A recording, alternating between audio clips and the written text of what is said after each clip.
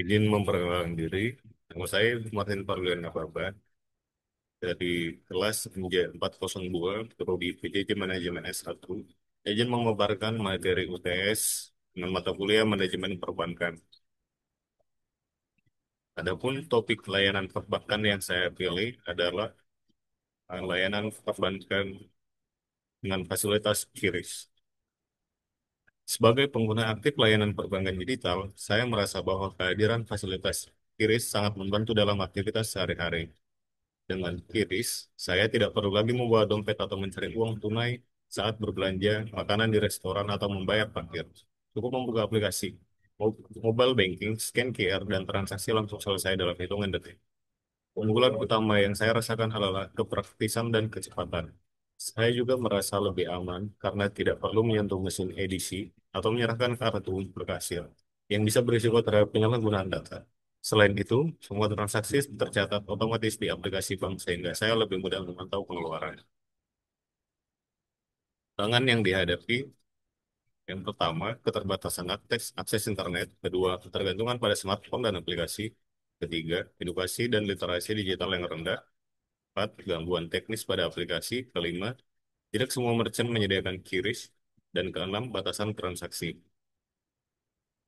Menurut saya, solusi perbankan terhadap tantangan tersebut adalah sebagai berikut. Yang pertama, peningkatan infrastruktur dan akses teknologi. Perbankan dapat memberikan solusi, yaitu bekerja sama dengan operator seluler dan pemerintah untuk memperluas jaringan internet di daerah yang terpencil. Dampak yang didapatkan bisa memastikan pengguna di seluruh wilayah, termasuk pelosok, bisa memanfaatkan QRIS secara optimal. Untuk solusi kedua, edukasi dan literasi digital. Solusinya adalah mengadakan program edukasi dan sosialisasi kepada masyarakat tentang cara menggunakan QRIS, keamanan transaksi digital, dan manfaatnya. Caranya, melalui media sosial, webinar, pelatihan langsung, kerjasama dengan sekolah, komunitas UMKM, atau desa digital. Dampak yang dihasilkan adalah meningkatkan kepercayaan dan kemampuan masyarakat dalam menggunakan fasilitas QRIS secara mandiri.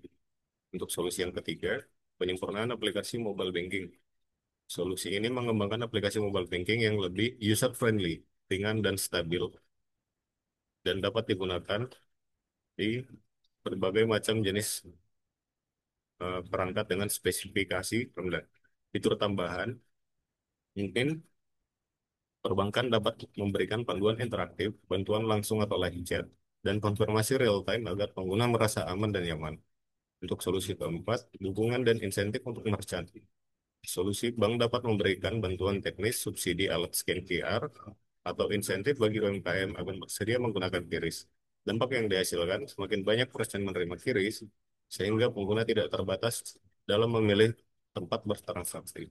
Untuk solusi yang kelima, integrasi multi-payment. Solusinya mengembangkan sistem QRIS yang bisa digunakan tidak hanya untuk pembayaran, tetapi juga untuk tarik tunai tanpa waktu, atau API wallet, pembayaran digital, dan donasi. Dampak yang dihasilkan, luas fungsi QRIS agar semakin bermanfaat bagi pengguna sehari-hari. Dan untuk solusi yang terakhir, penyesuaian batasan transaksi. Solusinya mendorong Bank Indonesia dan pihak regulator untuk menyesuaikan batas transaksi QRIS sesuai kebutuhan pengguna premium atau bisnis dengan syarat-syarat tertentu. Dampak yang dapat dihasilkan, pengguna tidak terbatasi ketika harus melakukan pembayaran dalam jumlah yang besar.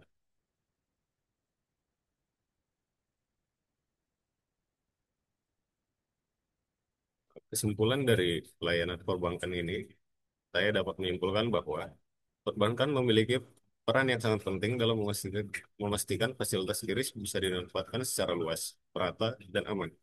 Dengan pendekatan teknologi, edukasi, dan kolaborasi, berbagai tantangan yang dihadapi pengguna bisa diatasi secara bertahap dan menyeluruh. Sekian yang saya dapat sampaikan untuk materi UTS perbankan. Saya ucapkan terima kasih.